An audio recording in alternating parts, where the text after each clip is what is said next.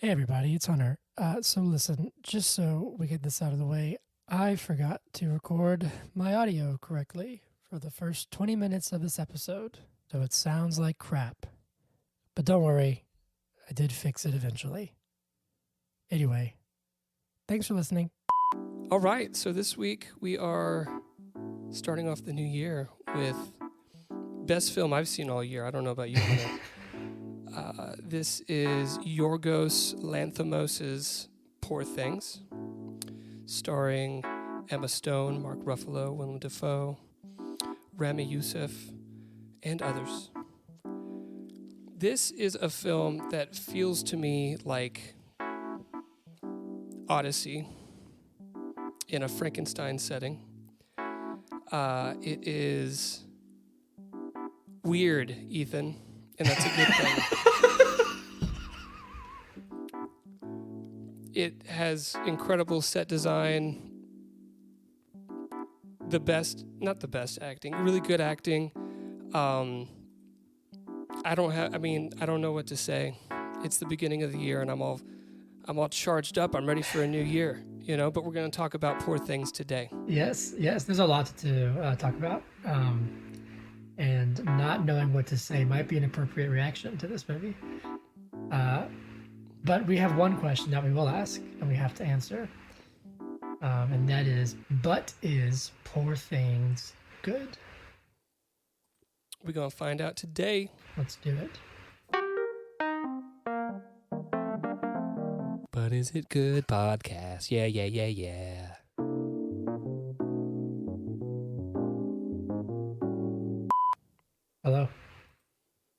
Hello. How's it going? Happy New Year. It's weird because happy. You said starting off the new year, but I was like, oh wait, we released an episode on the 1st, but we didn't record. Oh shit. Fuck. No, but we didn't. Shit. We didn't see. Piss. We didn't see nor record that movie in the new year. Starting off the year with an error. A continuity error. Yeah. When you texted me saying that I guess I can't say that because it'd give away how we feel about it. I think I said it in the intro. Okay. If you're going to tell me what I texted you. You said it's the best movie that you've seen all year. Yeah. Were you saying that just to be funny because it was the third day of the year? It was actually January 1st. Oh, okay. It was the first movie that I've seen this year, but I don't know. Can I go ahead and say how I feel about the film just real quick? Yeah, sure. This is one of my favorite films I've seen that we're reviewing on this podcast, hands down. So. Well, there you go. Okay, yeah. Well, cool. If it was last year, it was probably my favorite film of last year. Like if I had seen it December 31st. Yeah, okay. So. I just because I said that to someone. I told Hannah, I was like, Zach said his favorite movie seen in this year, and she goes, well, the year just started, and I was like, oh. See, Hannah is smart, but it didn't matter. So yes, it was like a tongue-in-cheek joke, but at the same time, factual, true. Gotcha. Okay. Well, anyway. How are you? How was the first week of 2024 for you, good sir? It could have gone better, honestly. Oh no! But here we are. What happened? Here we are. Well, you know how we are about starting things. Oh, did you miss something on Monday? It's a new year, and it was Monday. It was January 1st. It was the perfect year to start something. Didn't we look at? Maybe I looked it up, and the next time this will happen, it'll be like 2038 or something. I don't know. I don't remember what the year is. But so I had things that I needed to start, and I didn't. And so I'm fucked for 14 years now. Yeah. Not going to do anything. No. It wasn't in terms of if I set my intention towards growth, this year's going to be great because the first week was bad. If I set my intention towards doing something from day one, wasn't that great. So we're doing the growth thing. Yeah, and it's going to be awesome because the first week was just, more of last year. Exactly. So how was your first week? It was fine. It was good. I did start some things and but I'm challenging myself to be like, hey, be consistent, but you don't have to be a psychopath. And be perfect. Be growth minded. Yeah. And so I have done stuff where it's I'll obsess over it and I'm like, I can't miss a day. In fact, I closed my rings and my watch for Like your rings? like 400 days straight, and then I finally was like, Yeah. I was like, I have to break it because it was gonna drive me crazy. So This butthead, everybody, this butthead would, I swear, you can deny it all you want, but I'm pretty sure you would like just turn it on late at night and be like, I'm exercising. Oh, I would be like, just to close your ring for that I'd day. be like, I'm sweeping, so I'll just put on an exercise or something. Yeah, like totally. So, but it was pretty good. I mean, it was kind of like for some reason, I think like Tuesday. No, I think it might have been Tuesday, whatever the first like real day was, because I was off Monday. It's just stressful, man. I was like, ugh. Monday was a real day. Well, no, I know, but I'm saying like Tuesday when I was working again, and I was like, this is all just stressful, and I'm tired already. But it was fine. It was good. Yeah, I'm excited to talk about this. We do have some housekeeping. I'll mention this at the top and at the end of the show. But after this episode, we are taking a 2-week break, as we always do. Not true. Next week, the week of the, what was it, 15th, I think? The 15th, Martin Luther King Day. Yes. We will be dropping our Golden Goods. We haven't decided if we're going to include the 2 movies that we've reviewed this year. We'll have that discussion. Yeah. You want to have that discussion right now? I think we might as well, because Poor Thing was supposed to be in it. True. In my brain, our year is kind of starting in February now, which is fine. Yeah. So we're going to be posting the Golden Goods next week, next Monday, and then we're taking a 2-week break, and we'll be back in February with our Oscars Best Picture series, which is one of my favorite series every year. So just know that. And we have some things we're working on. We're going to start doing video podcasts more diligently, that kind of stuff, starting in February. So, be hype. Zach's got his new camera set up. It looks great. It's going to be awesome. Yep. It's going to be awesome. Yeah. Need a haircut, and then it'll be perfect. Your hair looks perfect. Okay, cool. Shall we jump in? Zach, this is yours, so I will defer to you, sir.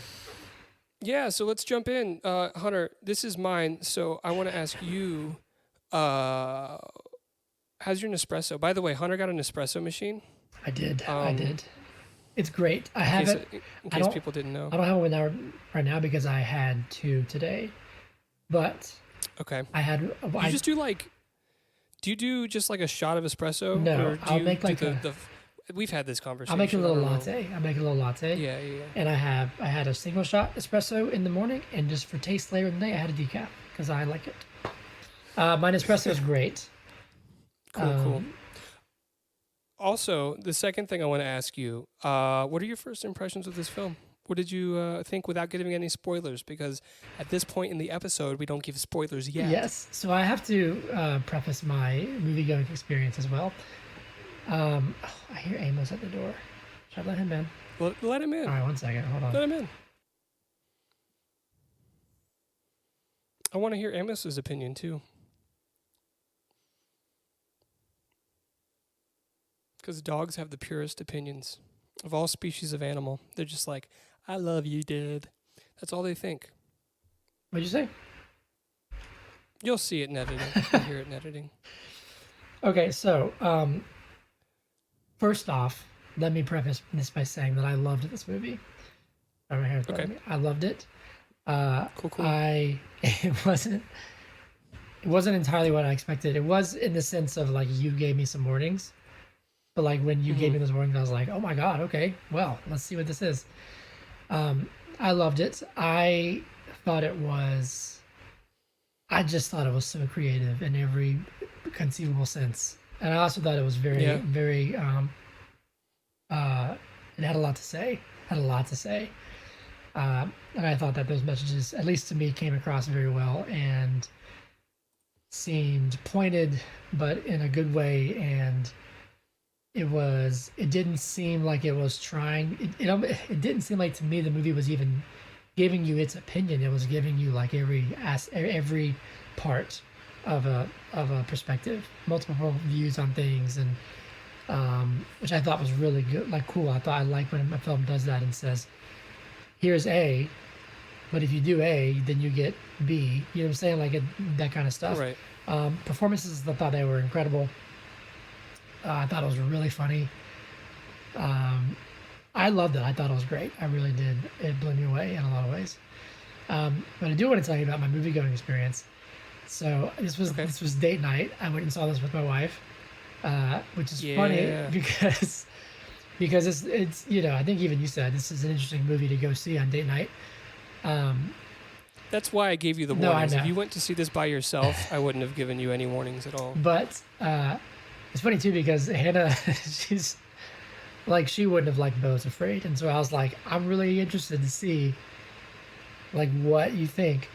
But we also went to the Plaza, which was a lot of fun, and it was interesting. I've only been to the big room in the Plaza to see like we saw Dark Knight there. Yeah, and this was in theater too. Were you in one of the little theaters? And it's tiny, dude. It's tiny. Yep. But I also kind of dug it. You know what I mean? Yeah. I think I would have liked to have seen it on like a bigger screen, like at Midtown or whatever. Mm-hmm. But I thought it was really fun in the really small theater. I really enjoyed it. It was a really, really cool experience. Yeah. And Hannah gave it a passing grade. She gave it like a 75. Okay. Did she like it? I mean, I guess that means she liked it more than she disliked it. Yes, she liked the movie. Okay. She did say that she felt it was over the top in some aspects and kind of overkill in some aspects.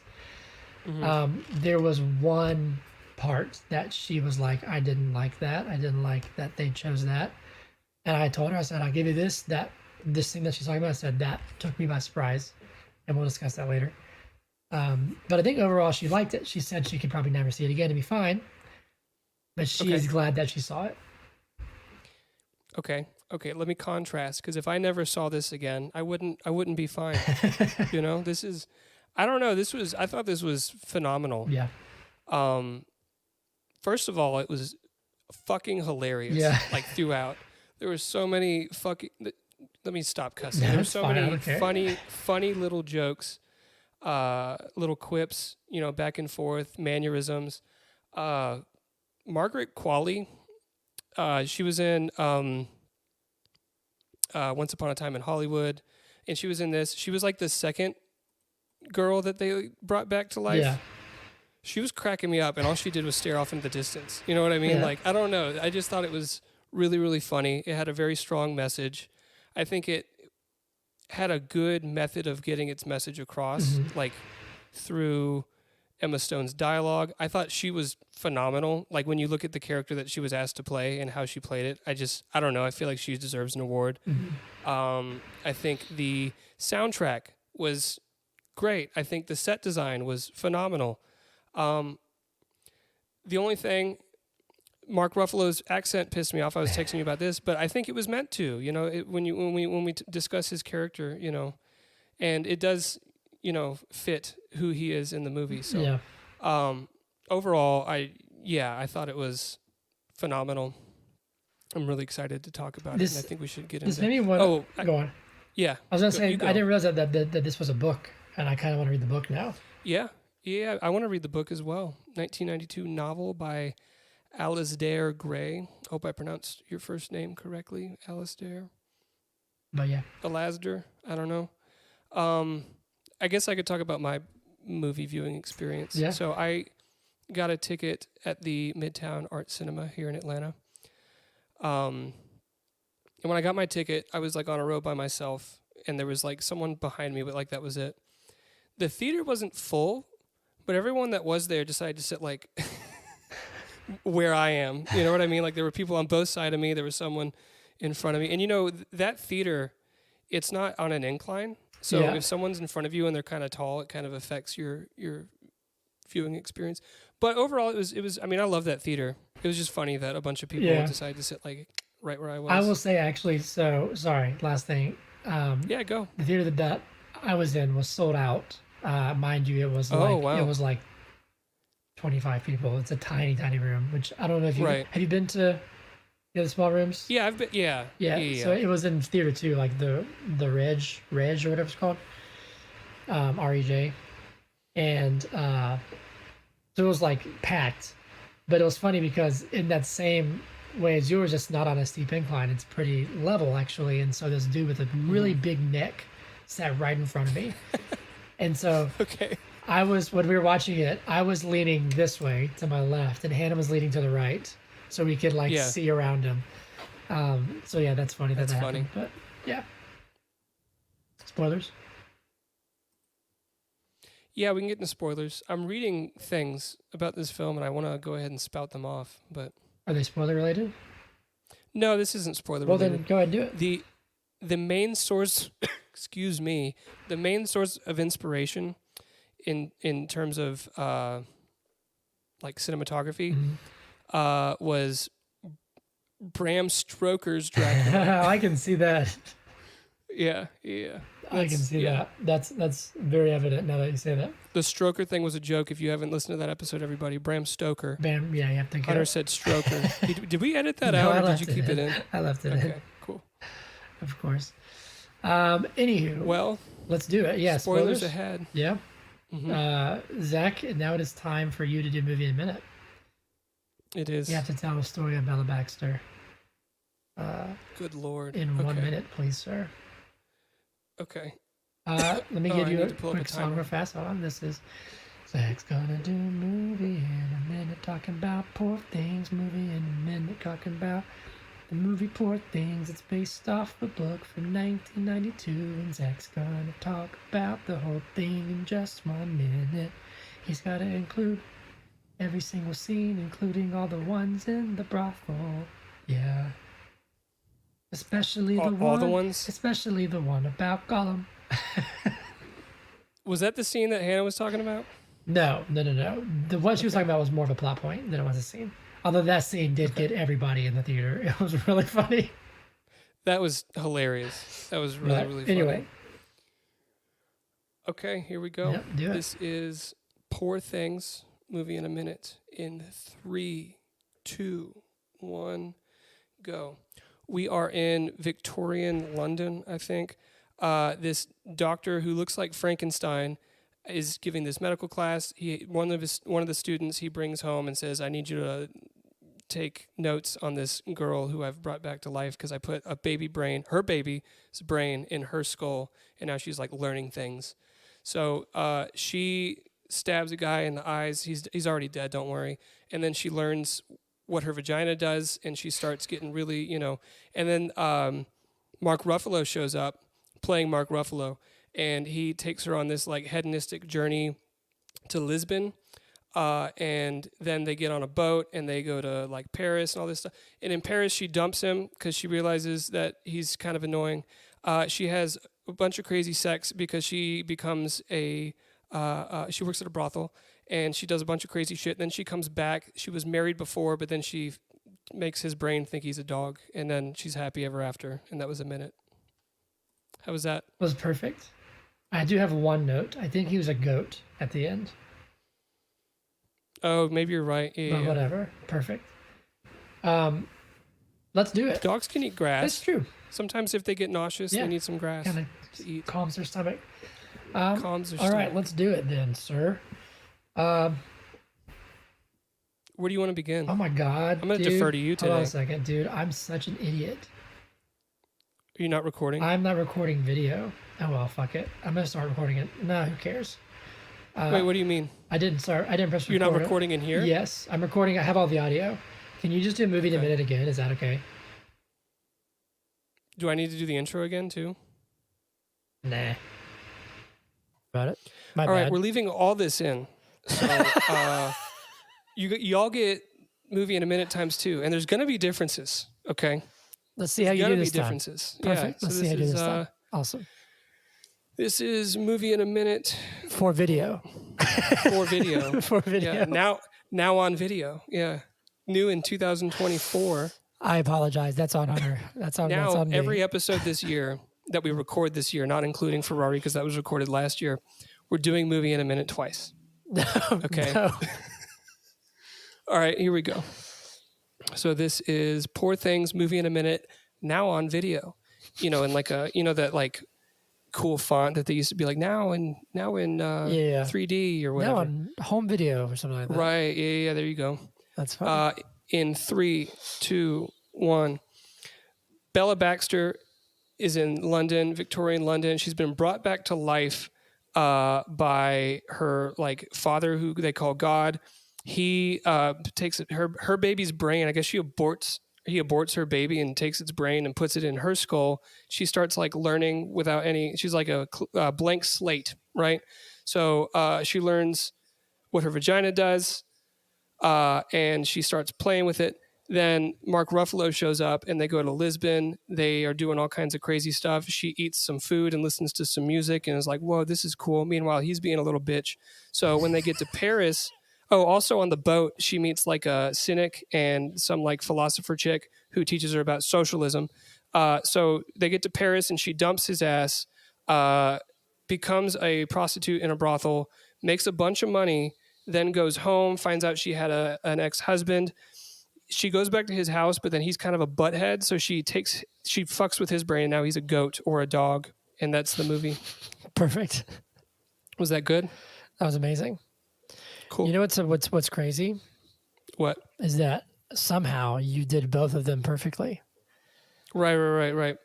We should have a poll and let our listeners decide which one was better. First one or second? So the first one you should post with like just audio, maybe like the movie poster or something. Can we do that? Yeah. Can we put? Okay, that's not like copyrighted. Copyright.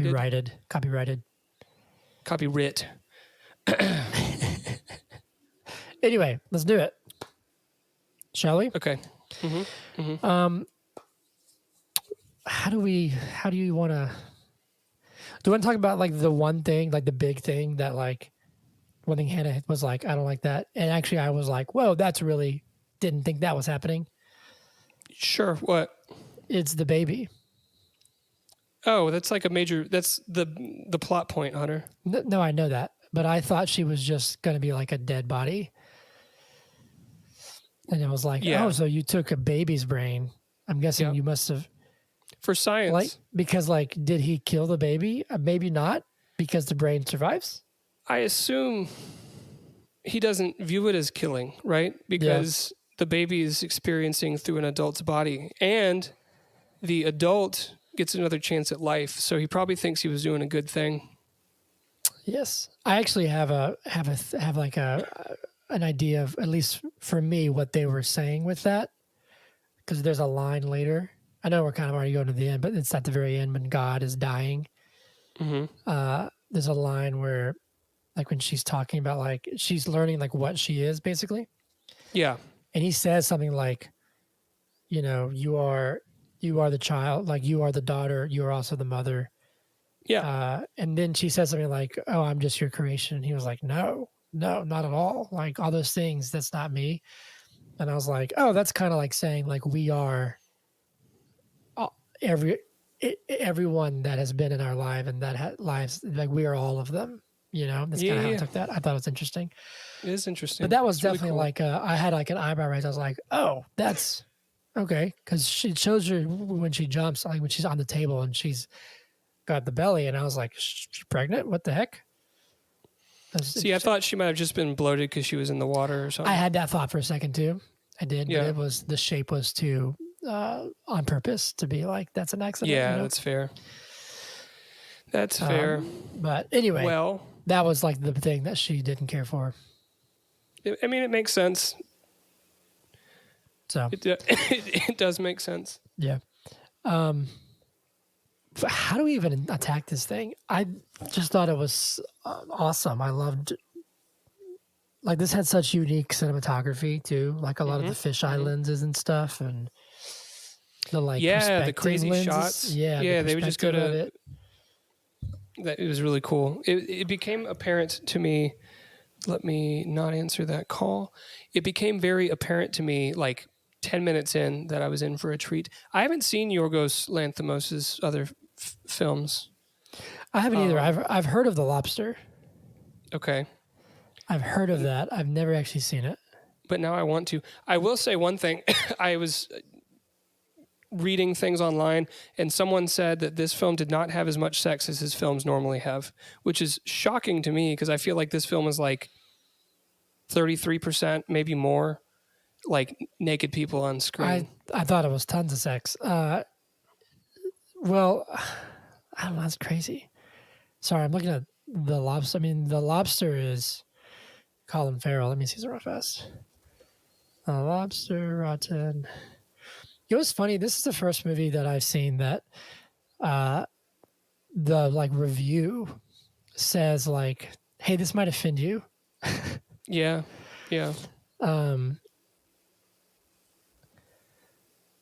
See, The Lobster on Rotten Tomatoes, it says rated R. Definitely an acquired taste, is what The Lobster says. Well, this says rated R for sexual content, dialogue, and some violence.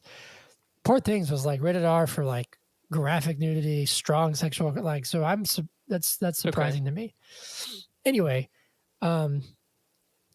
yeah, this was a lot. I mean, let's be honest, like it is a lot of sexual content, but it is part of the point of the movie, like her discovery of that, her journey into that.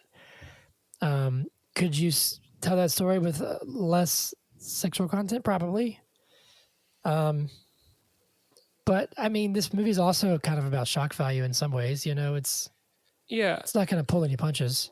You have to have the furious jumping because it's a major plot point. Yeah. You know. Yeah. I mean, it actually is though. It's like we can go ahead and get that out of the way. Like part of this is the self-discovery of sexuality, but also sexual liberation, but in particular female sexual liberation and independence and choice, and kind of like doing away with shame and that aspect of life, which is very prominent in polite society, if you will. Yeah. Going off of the polite society line, can we talk about the fact that she had no shame whatsoever? And I love that. Like, she just experienced things. If she was wrong, she just said, okay, now I know. And then moved on, right? Yeah, like that's what I love about this movie, is that it's there's a lot of ways to look at it in some way. And this is why I was quite glad that Hannah was with me, because she made a lot of good points. Seeing this like as a woman. But for me, it was like, she's just this blank slate, and the world and society haven't like beaten in the quote unquote rules and, you know, the expectations and the whatever, the bullshit that people have to like abide by. She just says like, this is what I'm feeling or thinking. I want to experience this. Okay, I got an experience. I learned something from it. And there's so many, I think that she actually says it a few times, but there's one line somewhere where she says like something, it's not this exactly, but basically she's saying like, everything is the way it is until someone does something different. And then that's the way it is until someone does something new. And that's the way it is. And I was like, thank you. Because in modern culture, that's a big thing where it's like, oh, well, back in my day, back in your day, it was older. It's different. Things change, you know, like that's right. We've always done it this way. That doesn't mean it's the right way. Preach, Hunter. You know what I'm saying? Like I can get heated about that kind of stuff, but preach, Bella Baxter. But she just approached. I can't remember the context where she says that, but she is talking about that. Continue, please. Well, no, I was going to say I took that as like, you know, an unbiased, unjaded perspective. But I was talking to Hannah, and then I even like watching stuff on it, and I was saying like it's really about like, what if a woman didn't? How would a woman navigate the world if she didn't have to abide by all the standards and societal rules and expectations that are imposed upon her? Well, it's both, right? Yeah. And so she's the one who just says like, no, actually. Yeah. She's like, that's stupid. Why would I keep it in my mouth if it is revolting? You know? Or like, everyone's always so polite with what they say. And then she meets this line cracked me up, and no one else laughed in the theater, but I laughed out loud. I thought it was really funny. She meets the like philosopher chick and the cynic. Martha. Dude, Martha's the best. Yeah, Martha was awesome. And Martha was like, I've seen who you're on the boat with. White teeth, hard cock. Yeah. And she goes, his teeth are also hard and his cock is also white, or something like that. I just thought that was the funniest thing in the world for some reason. But yeah, I love Martha, dude. She doesn't keep anything, like she's not holding anything back. She's experiencing life to the fullest. She's she's navigating the world, not inhibited by like the rules that society and men put on her. And it's wonderful. And the realizations that she comes to along her journey of like, you're like, I don't know, like at certain points in the movie, she talks about the way things are and how it's wrong. Like, that's stupid. Why would we do things that way? Or how she realizes that, what is Mark Ruffalo's character's name? I can't remember. Duncan. Wedderburn. How Duncan's just kind of like a I don't know if deadbeat's the word, kind of gambler, alcoholic. I don't know. It's just really refreshing. I thought it was really great. Well, it's funny because like it doesn't actually even really beat you over the head with stuff. I mean, some people doesn't. Yeah, might think it does, but I love how it shows the like idiosyncrasies and like contradictions of men and like the hilarity of that. And Duncan's the best example because he swoops in and is like this suave, smooth talker, you know. And then there's that one line where they just got done furious jumping, and he says something. No, she says like, a lot of people just do this all the time, and he's like, "We just got fucked thrice by like the greatest." He basically says that he's like God's gift to women, and then even says like, you know, I don't do, you know, commitments or emotions. I'm just here I was going to take you for a few months and then leave you, and then you fast forward and he's like the one who's like broken, screaming at her window, and he's like screaming, Bella. Bella. Yeah. And he, you know, has this, you know, and it's funny because sorry, I'm rambling, but like each man, there's 4 men in her life. There's God, Duncan, Max, and then I don't even know her husband's name. What is her husband's name? Alfie. And 3 of those 4 want to like own her and like control her. God, though he cares for her and I assume does it because he wants her to be safe, is also in a selfish way saying it's an experiment and I need to control the variables so she can't leave. Duncan thinks it's some like he just wants to have fun with her and then gets jealous once she starts to explore her own life. And then Alfie literally thinks that she's like his property. And I loved how she reacted to all of those in kind of just this like, no, you know, like, I don't know. I thought it was just well done how it portrayed all of that because that's such a thing, even if it's not so in your face in real life, that's something that people do, men especially, you know, it's real.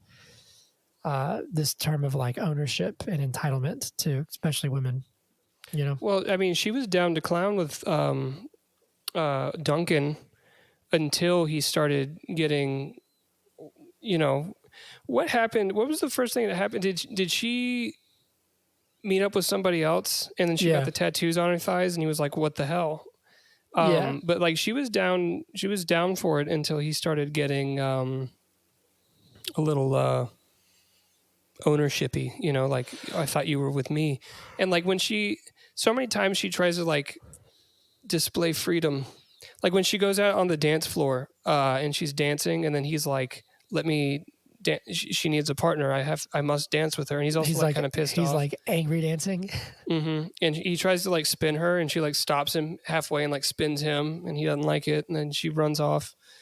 I don't know where I was going with that. I thought that was cool. No, yeah. I just think it's great. Like I don't know, like she is naive. But I don't know, man. Like I think, you know, she does eventually learn. Like I just think it's cool how we see her. Yes, it's like expedited. Like her growth is quicker than everybody else's, but that's explained in the movie. But I like how we literally see her learning about life. Like she has Max. She's engaged to Max and loves him. But then Duncan swoops in and she's like, oh, well, actually, this is great. He's everything that I want. Plus we get to furious jump. And then over time, she's like, actually. Well, I think you probably caught this, but when she is leaving and she's telling God, I'm going to hate you forever if you don't let me go, you know, and he's like, hate? And she's like, yes, hate. She says, and he's like, what about Max? She basically says, Max is marriage material, but for some reason I want to go do this thing with this guy. and then I'll probably be back later. I think that's pretty much what she said, right? Yeah. Like, you're right. Yeah. So, but I still like but I still like how after over time she starts to see through Duncan, who's the more shallow, just like he just knows how to portray the good time and like show her things and that kind of stuff. And then she's like, well, actually, this is all fine and dandy, but actually it's kind of fake too. Because then when they're sitting down to, so when they're sitting down to, he traps her on the boat. But when they're sitting down to lunch or dinner with his friends, and he's like, only say these 3 things, and then she's like, my mother has cancer, and Bella's like, marvelous, delightful, whatever she says. But like then he gets her on the boat, and tries to play it off as like this grand gesture of like, oh, I'm taking you on an adventure. But in reality, he's like, well, now I can keep a tab on you because you can't go anywhere. Yeah. And she's like immediately triggered by that. So thank God for Margaret and what's the guy's name? Martha and Harry. I think it's Harry. Mm-hmm. Is it Harry? It is Harry. Harry Astley. Yeah. Yes. The cynic who shows her that some people are poor. And did you notice that, like, the disparity between them, the staircase was literally, like, broken and there was nothing connecting them anymore? Yes. That was great. I loved that. I loved that. I was telling Hannah, I was like, I loved that. I mean, I don't love that, but... No, I loved visually how they showed that. Yeah. I loved, just literally breaking the bridge, breaking the way up, and the way down, they broke it. And so it's like, we're cut off. I thought that was really, really powerful. And then that money did not get to them. I'm sorry. No way. Guys on the cruise boat took it. And that kind of showed her naivety, but excuse me. Dina's getting her water. Could you hear her? I can a little bit. She's what was I done gonna now. say? Damn, what was I gonna say? No, but I like even on that, I loved the inherently human reaction to those people need help. I have the means to help them. I will do that. You know what I mean? Yeah. I don't know. I just thought it was really good. What'd you think about the fact that 3 of the male leads, so Max, Godwin, and Duncan, whatever the other guy's name is, he's not in the picture until the end when she's like, I would say like mentally developed. Like she's smarter than most people in the world today. It's probably only been like a couple months or whatever. But the 3 of them all like basically fall in love with her when she has the mind of a baby, but like a fully developed body. Don't you think that's like a dialogue on what people are looking for? Yeah, and I think that's I when I pulled up Letterboxd, I got a sneak peek of Every Movie Sucks, and a lot of people have an issue with that, and I understand that can be quite a jarring thing, but I do think that is definitely saying something. And some people think it's like a pedophile movie. I don't think it's quite that, but I think it is saying that it seems to be that in particular men usually are after the physical and they don't actually want anybody with a brain. You know what I mean? Like, yeah. Does that make sense? Like, how else can I say that more eloquently? And if it's that, it's somebody that they can manipulate and kind of steer, you know what I mean? And be like, you're going to be this because that's what you are now, Yeah. So I think that's not on accident. Yeah. No, I agree. Yeah,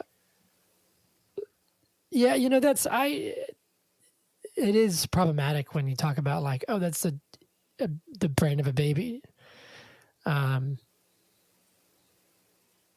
That's, that one took me a minute to kind of to kind of wrap my head around like, oh, okay, wow, they did that, but I mean, I think it just makes everything more apparent kind of what this film is saying. Yeah. I feel like I just talked in a circle, so sorry. Speak in a circle. What was I gonna say? What was I gonna say? We're human. We contradict ourselves. Yes. I was gonna say something. So what did you think of? What? Go on.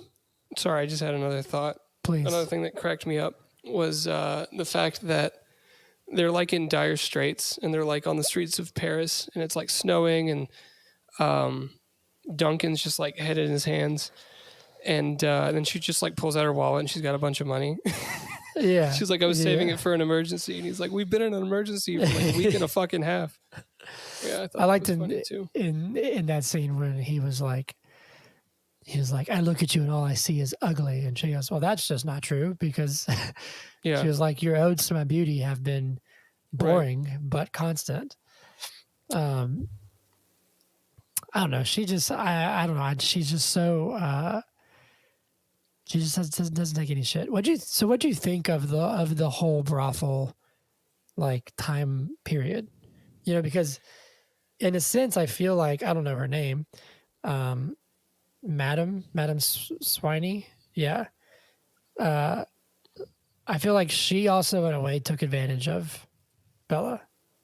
Well, sure. She kept, every time Bella had doubts, she was trying to, like turn them and be like, no, this is how you become stronger by like going through this, you know?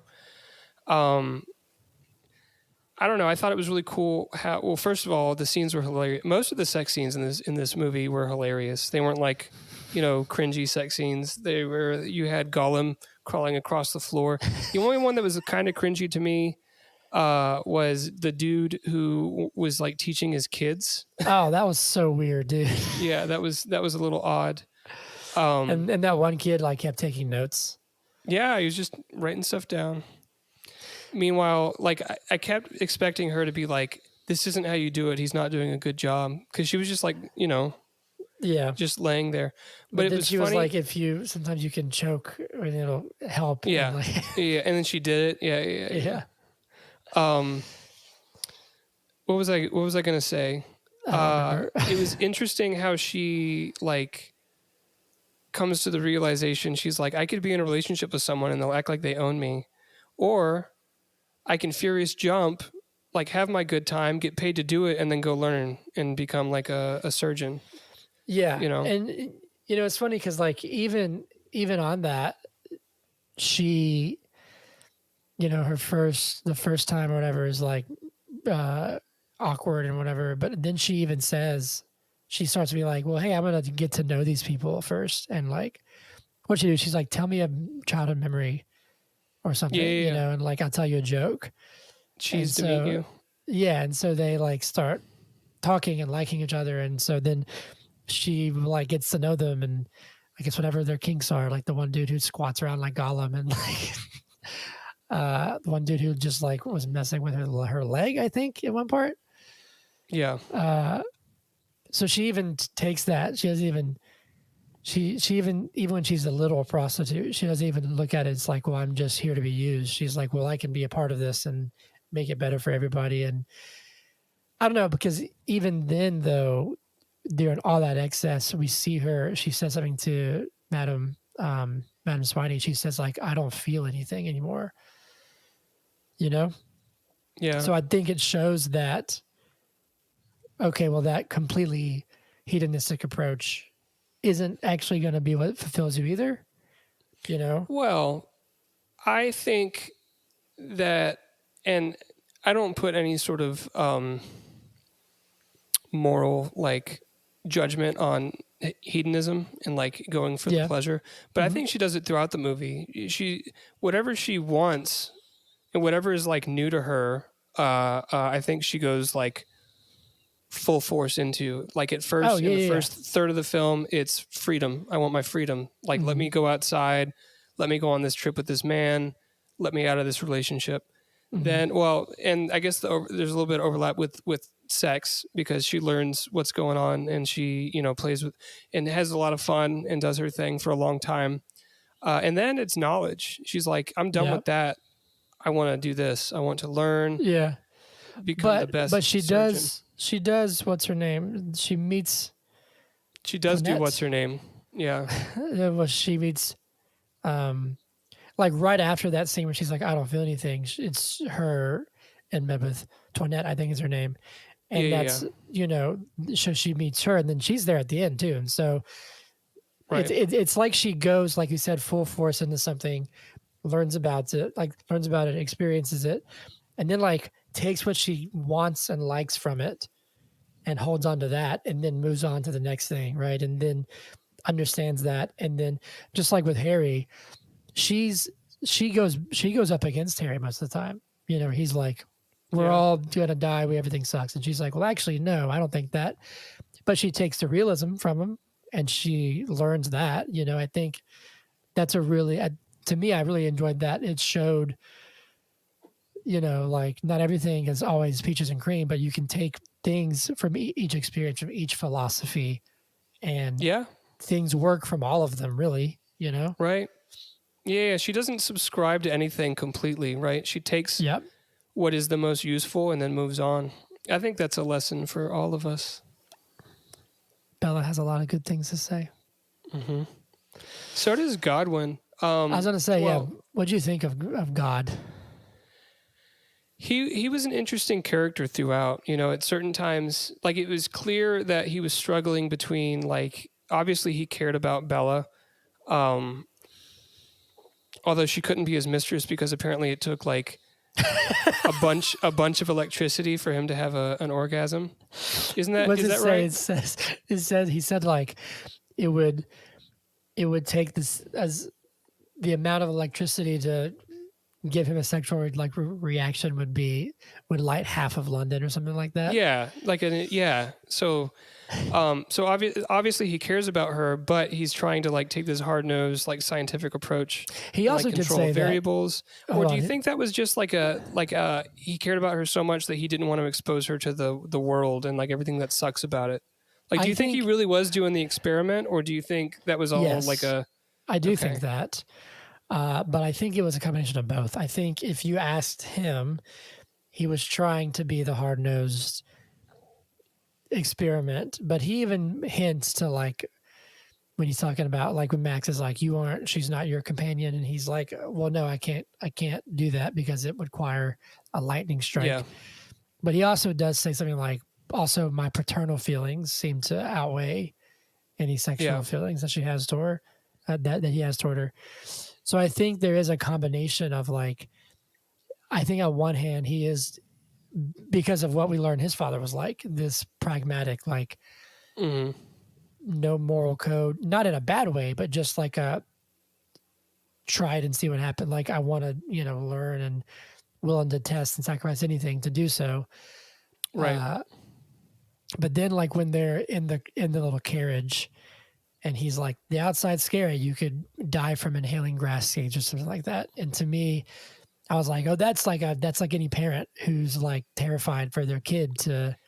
It was way more extreme than like the average parent. Well, yes, yes. Because like inhaling grass seeds, come on, Hunter. But so I think that was,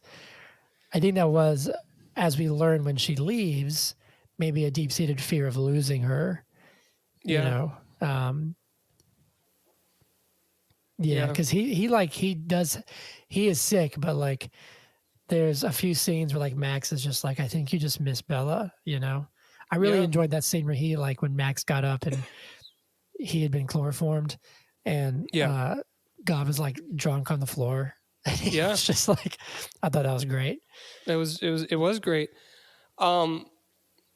We haven't talked about Emma Stone's performance throughout the film, but specifically towards the beginning when like she is a baby in an adult body, and so she like doesn't walk with like finesse, and I don't know, I just thought it was phenomenal the way that, and I saw an interview that she did where I think she said this is her favorite role that she's been in because it was just complete freedom. You know what I mean? It wasn't like you are this person who's had this shit happen to you. It was you are new.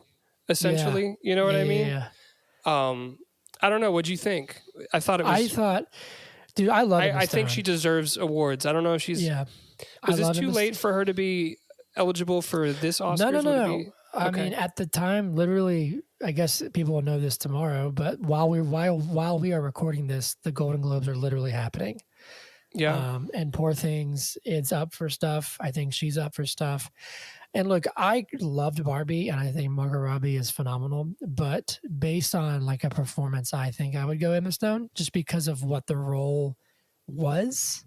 Yeah. Like I really do think Margot Robbie was phenomenal in Barbie, but I think the range of Emma Stone in this movie, like this is like Joaquin Phoenix and Joker. You can hate the movie, but you can respect what he did. Right. You know what I mean? And like, I don't know. And it's funny because, dude, you can see Willem Dafoe in roles like this on any given Tuesday. You know what I'm saying? Like the man he loves he's playing like a vampire hunter in the new Nosferatu, what's it called? Nosferatu. That's coming out next year. I've never seen Emma Stone in anything like this. Yeah. You know, she's in La La Land. I love La La Land. She was in Easy A. She was in Superbad. Wasn't she in Zombieland? She was in Zombieland. She was just in something I think called The Curse. I haven't seen it, but I heard that's good. So she's been in a lot of stuff, but nothing like this. Cruella. She was in Cruella. She was great in Cruella. She was great in Cruella, yeah. So I think just the departure for her of this role and just the sheer creativity of this, I would have to go with this. And I would be, I don't know how something like this doesn't win at least a few awards. Man, this is like gonna be a crazy year for Oscars. I'll tell you that. I know, because like this is good stuff. It's a stacked year. It's gonna be a crazy year for Golden Goods. Last week, I guess it technically was last year for us. When Ethan said that Ferrari was number 5, I was thinking, well, shit, it's got to beat out a whole bunch of movies to get up there. And there's a lot of movies that we haven't seen yet that we're going to be watching in the coming month before the Oscars, because I'm sure there's going to be a few movies nominated for Best Picture that we haven't watched yet, right? That's what's crazy is that, like, think about the Golden Goods. We have so many movies that we've wanted to do, like, we've nominated for Golden Goods this year.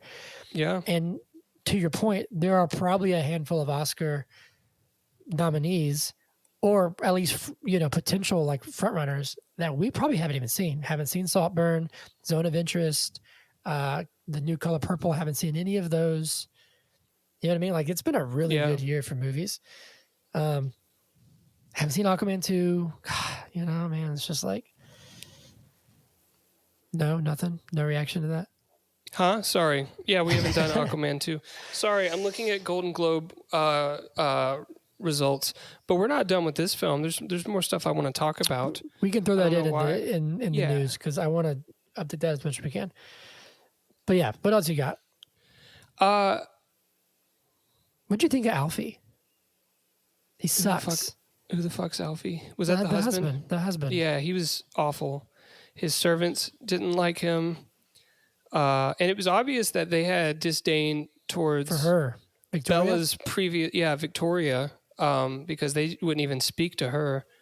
But yeah, it was surprising to me. I guess she just wanted to know what her past life was, but it was surprising to me that she went with him. I actually appreciated that she did, because I feel like that is still true to her, where she was like, she had done all these new things, learned all this new stuff, experienced this new world, and then she gets this. She's got to go back and look at the past. But then she gets this bomb of like, hey, you were a person who lived a life and committed suicide, right? And all these things, and so then she has this new unknowns of like, why did I do it? Why did Victoria want to, all this kind of stuff. And so I think it's still true to her character to say, I want to know this. But because of what she had been through, the journey that she had been on, she could look at Alfie and say, no. Yeah. Because he was just like the culmination of all the shittiest dudes ever. Yeah.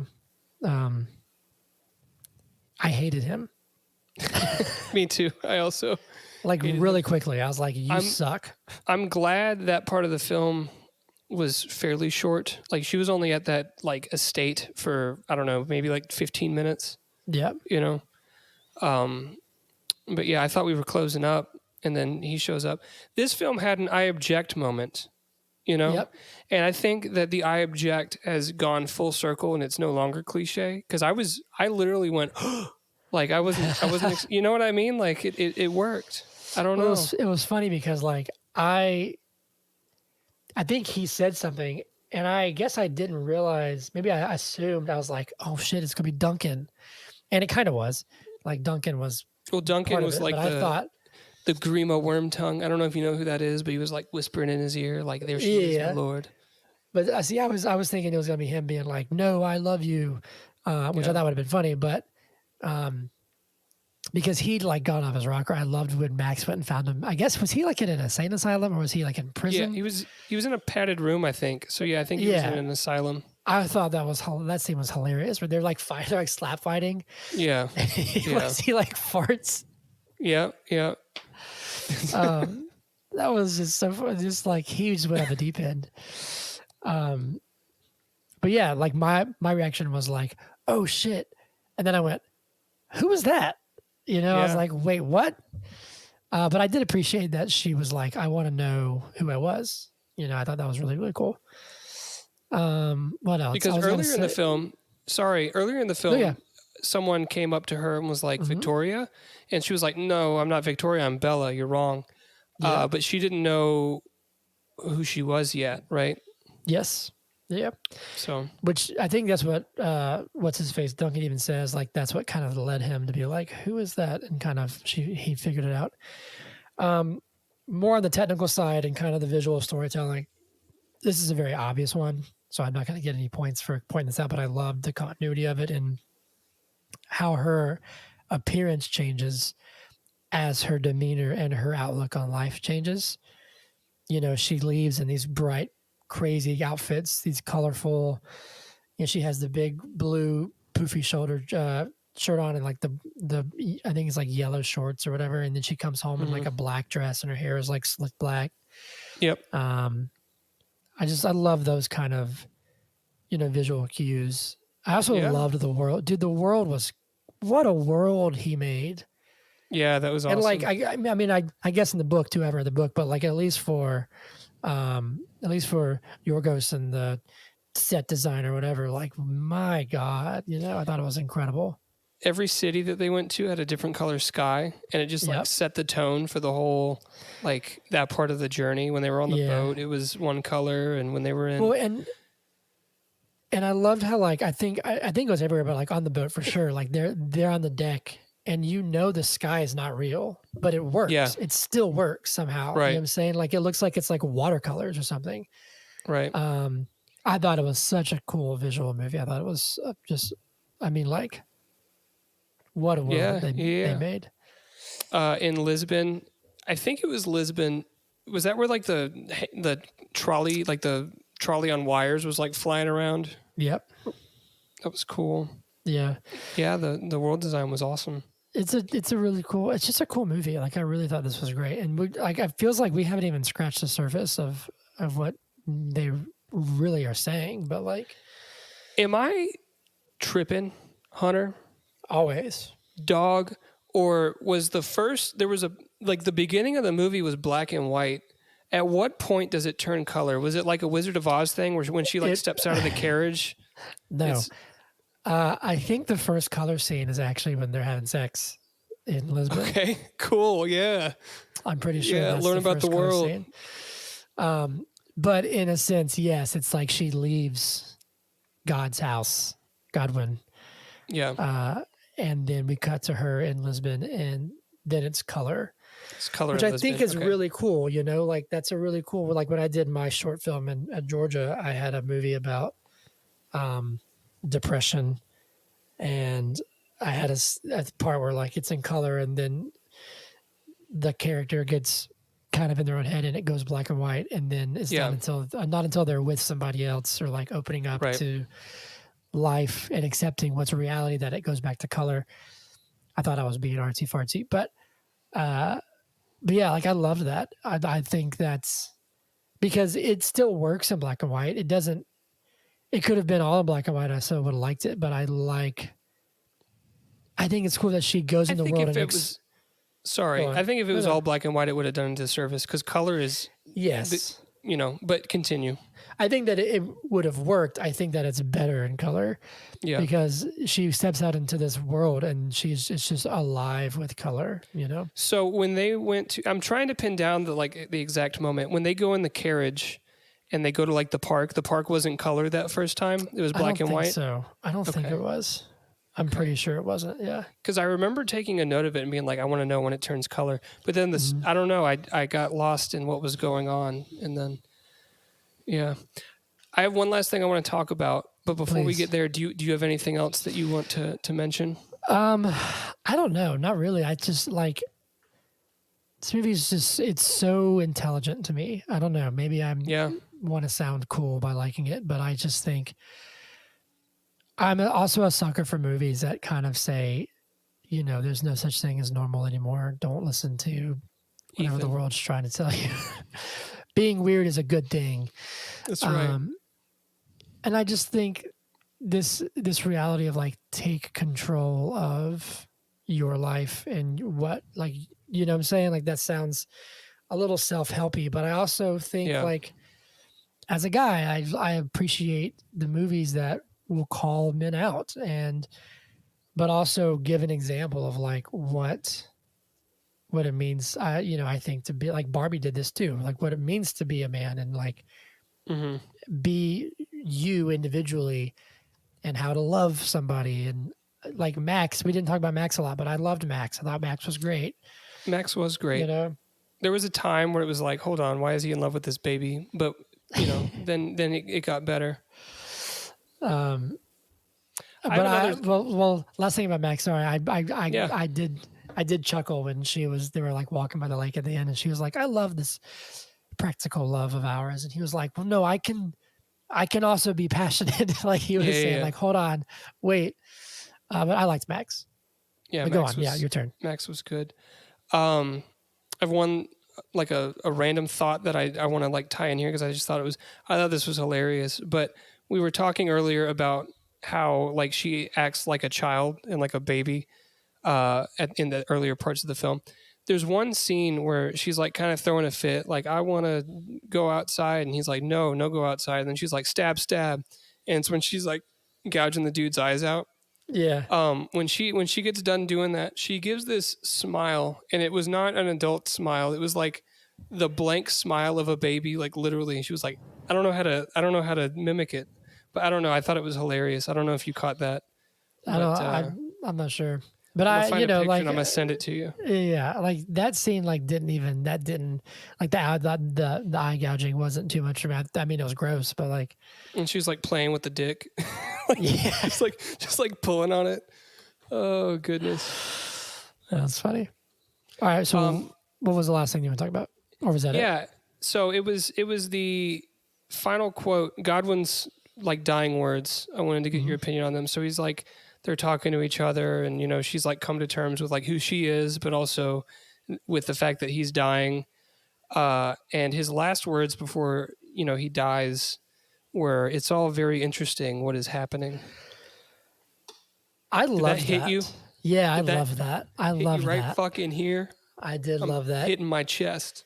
It reminds me of. Have you seen Benjamin Button? Yeah. So when the main girl is dying, and it's like it's like modern day. I guess it's not modern day because I think it's like during Katrina, I think. But she's like dying, and her daughter's like, "Are you scared?" And she's like, "I'm curious." I thought of that.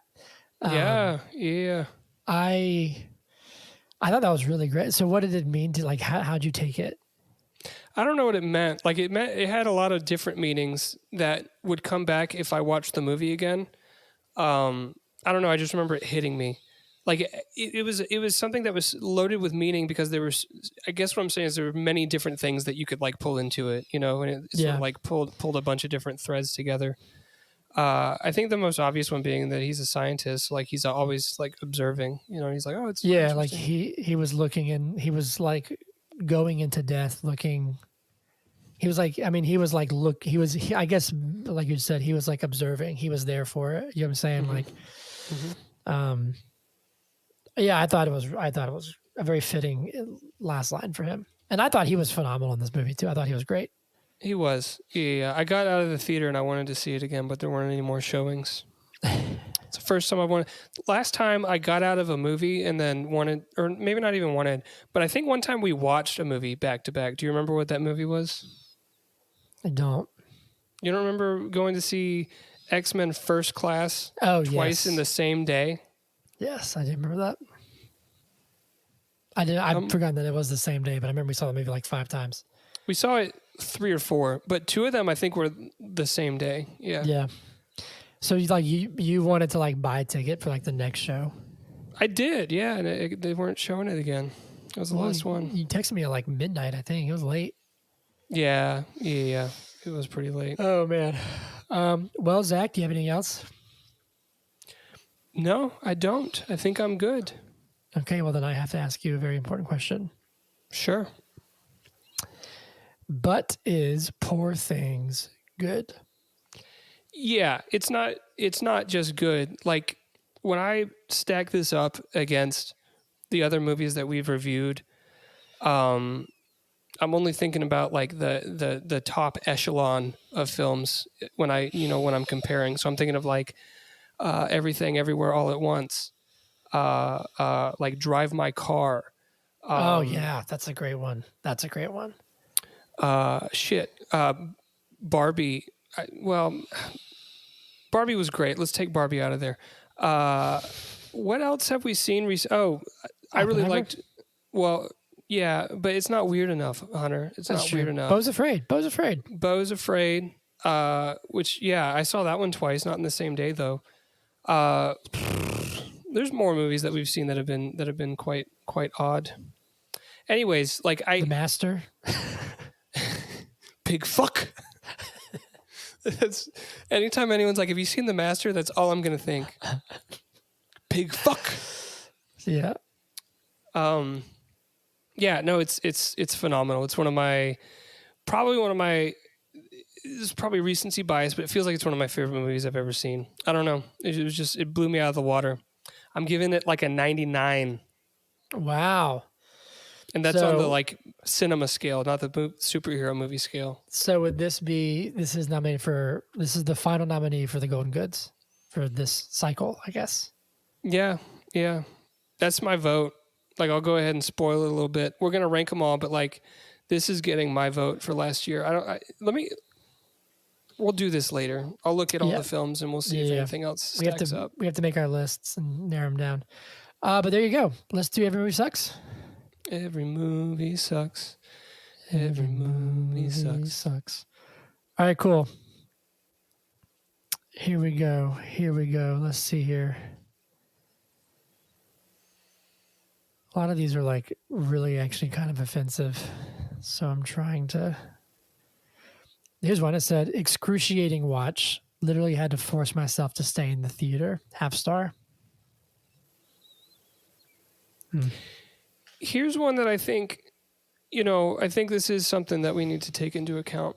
It's a 0.5 star review. It says, I've only walked out of 2 movies in my life, and this is one of them. The audience and critic scores are baffling. This movie was directed by a man, written by a man, based on a book by a man. Notably, the theme revolves around sex and an underage female. Wish I could have gotten a refund, but I left after 45 minutes and reclaimed 2 hours of my limited time on Earth. Horrible movie. Disappointed in Emma Stone. I disagree with the horrible movie but yeah, it is like some of the positive reviews have been calling this like a feminist film. Is that possible when it's like all men that were, the like principal creators of the story? I ask you, rephrase the question. Yeah, say that question again because I was reading a review. When the director, the writer, and the book that it's based off of were all men, like the author of the book that it was based on are all men, is it possible for them to create like a feminist piece of art? I think so. Only, to a point. I would say I think me and Hannah had this discussion, and yeah, she takes this movie a lot differently than I do. Sure, and I can only understand to a point. Yeah, but I think.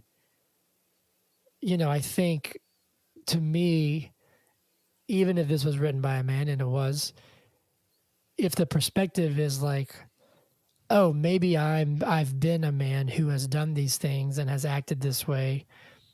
What would happen if a woman just didn't put up with this shit? Just like bulldoze through all of those quote unquote rules. Yeah. And I think it would still work. I think feminists are not just women. I think everybody can be and should be a feminist, but yeah, I think it's I think it's unfair to say like a man can't grow up and be like, oh wow, I was that. I have done those things and I need to change and grow. Mm-hmm. And I think if someone has that perspective and they create art about it, that's totally fine. I think it would look differently if a woman had made this movie. It might be more powerful. That's like saying Barbie's has a message about men as well, to men. Yeah. And that's like saying that message is null and void because it was Greta Gerwig. Yeah. Yeah. I mean, I hear you. What do you think? I pretty much agree with everything that you said. Yeah. Yeah. Yeah. Yeah. You want to do another one? And I'll do one more? Yeah. Let's see here.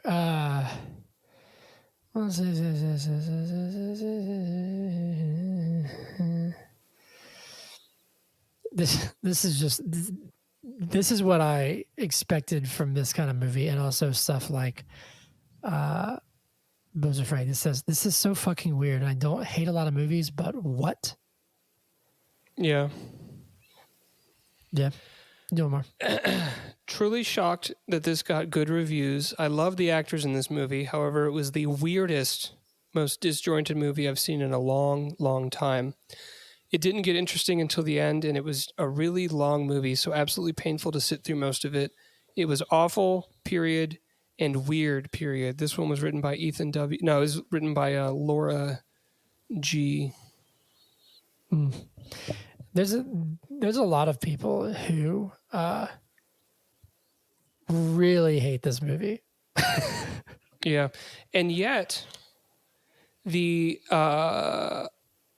if you look audience score is pretty high. Yeah, the audience score is 82%. The critic score is 93%.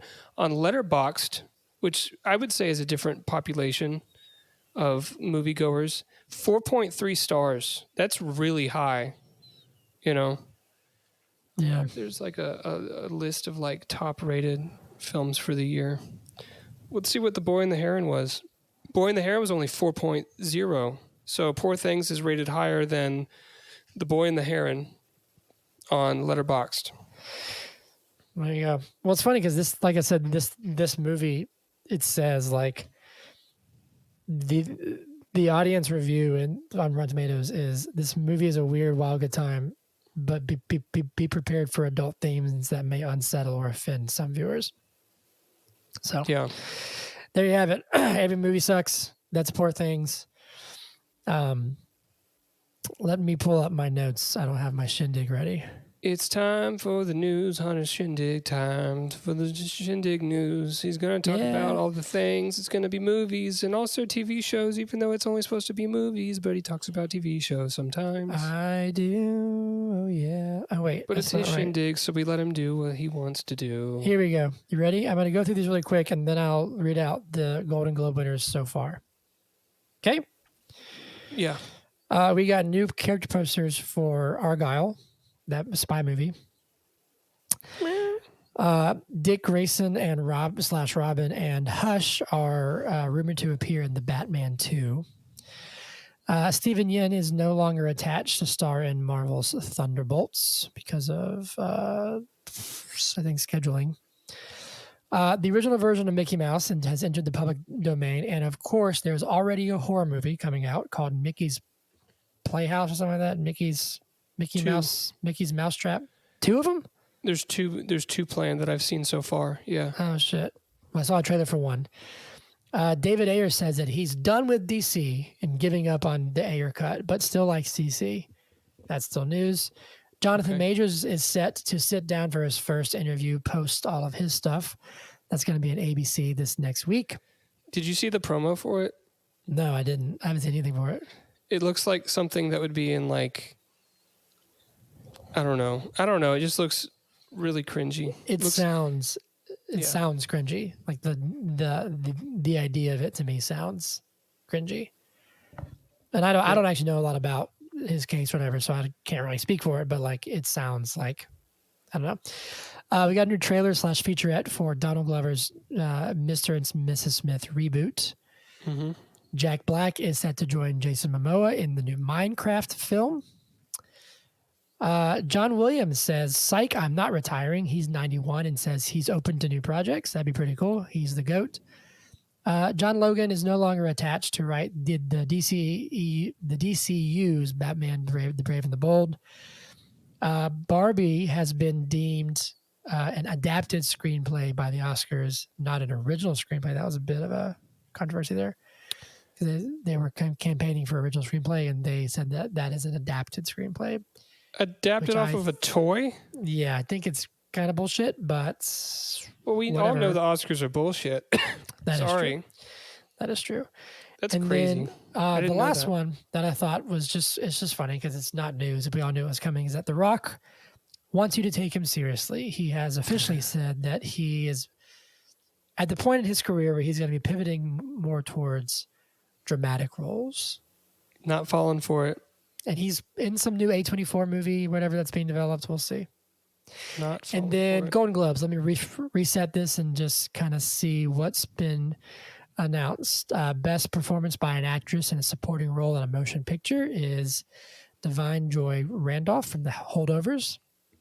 If you go through all of them, it's going to take a while. I'm down, but I'm just going to read through some. Let's see here. This is Best Supporting Actor in a motion picture.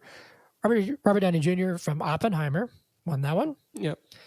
Best performance by an actress in a TV series is. Have you seen Beef? Do you watch TV? Nope. Do I watch TV? Not really. Well, do you want to hear how out of touch I am with television? Please. I recently started a new show that I've never watched before. It originally started airing in 1999. It's The Sopranos. Oh, wow. I haven't watched that either. But Ali Wong and Steven Yeun both won for Beef. The Crown, let's see here. I haven't seen Succession, my friend's big deal. Best screenplay went to Anatomy of a Fall. So over Flower Moon, over Poor Things, over Past Lives, over Oppenheimer. Jeremy Allen White won for The Bear. People are going to love that. Ricky Gervais won Best Stand-Up. Let me see here. Anatomy of a Fall. Okay, let's see. Just kind of going through stuff. Best Motion Picture Animated, The Boy and the Heron. Let's go. Beat out Spider-Man, Cross Spider-Verse, Elemental, and Super Mario's, and Wish. Best Director, Christopher Nolan. I bet people are upset that Super Mario Bros. Movie and the Spider-Man movie. People are going to be upset that Spider-Verse didn't win, but The Boy and the Heron is a masterpiece. Yeah. Best Actress, Emma Stone. Emma Stone won. Yeah. Yep. Best Actor, Cillian Murphy. Yeah. Oh, I meant to do for Christopher Nolan for Oppenheimer. Yes. Best Score, Ludwig Göransson for Oppenheimer. Mm-hmm. Mm-hmm. And Best Original Song was Billie Eilish and Phineas for What Was I Made For? Yep. That's all that I see so far. Yeah, I think that's where we're at this point in the recording. Zach, you got any shindigs this week? Who'd the Braves? We signed a pitcher. Chris Sale.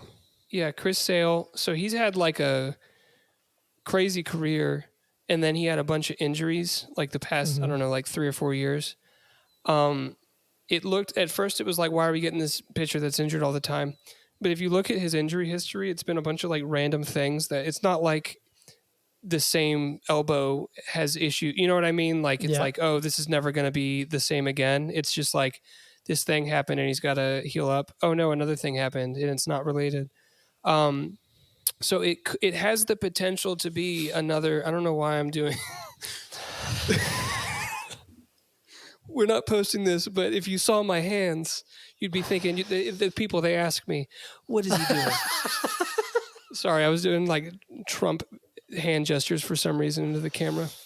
But it has the potential to be another AA like sneaky pickup, because if Chris Sale is like even remotely how he was, I mean, hold on, let me pull up Chris Sale's like career stats real quick, because I was looking at him, I was like, oh shit.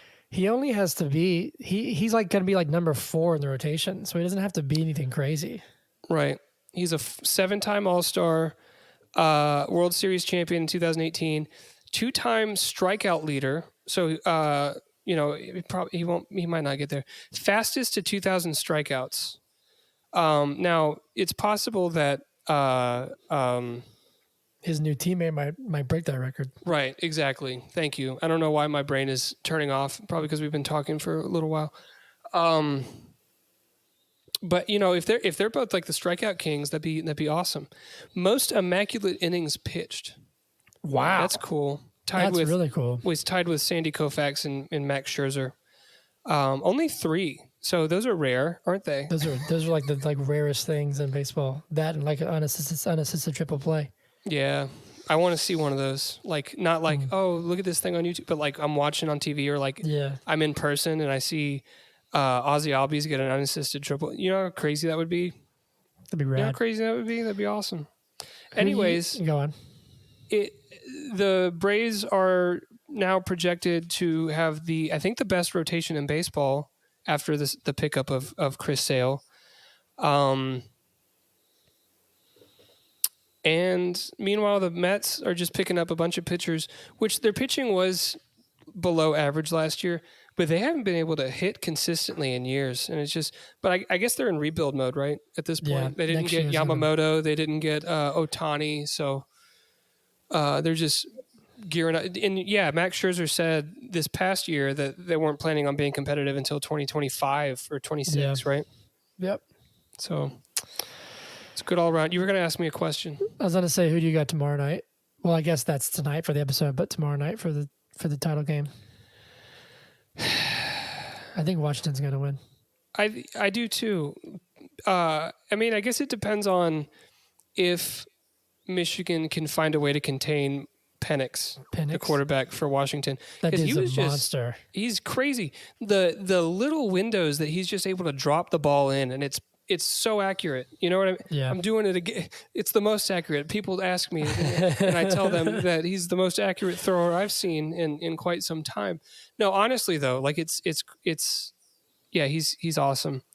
Of course, Michigan, who has been like ranked top 2 all year, top 3 or something. Somehow they became like the chip on their shoulder, which not somehow, it's because there's all these like allegations against their coach. But they're like they're the favorite, but they act like they've got this chip on their shoulder because everyone thinks that they're cheaters when they kind of are. Yeah. I mean, they stopped, so we think, but like, Yeah. Yeah. But there's 2 sets of allegations against Jim Harbaugh. One for improper recruiting during COVID. He served 2 different like 3-game suspensions. Those were both imposed by the conference. Nothing has been done by the NCAA. Oh, really? Right. And so they think once those punishments get handed down, it could be like bigger. And so some people are saying win or lose, he might just go to the NFL to avoid having to deal with them. So we'll see. Yeah. Anyways, I think I'm cheering for Washington. The reason I hesitate is because every year the team that I cheer for, they don't win. So, We'll see. Well, Zach, that was very brave of you. The bravest thing I've done all week, plus college football. Nice. Whiskey shots. I don't actually have any of my whiskey with me, so I'm just going to... Got my whiskey right here.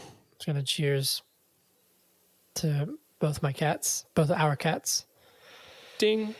Ding. Put them up. And there you have it. So just a reminder that we'll be doing the Golden Goat Awards next Monday. That's the 15th. And then we'll be taking 2 weeks off. And we will be back with our Oscar series in February. It's been a good year. It's been a great year. Has been a good year. Hunter,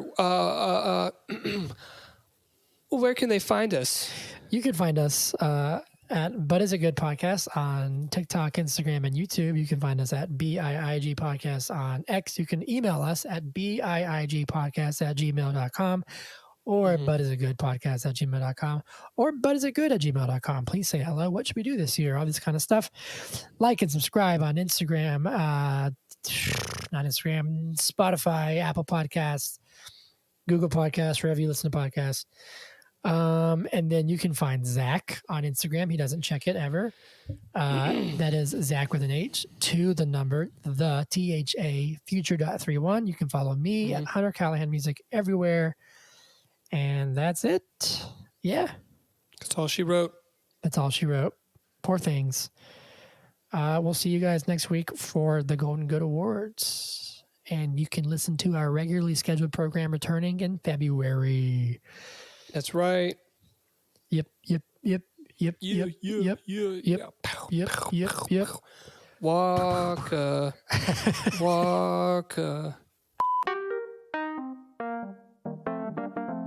But Is It Good Podcast? Yeah.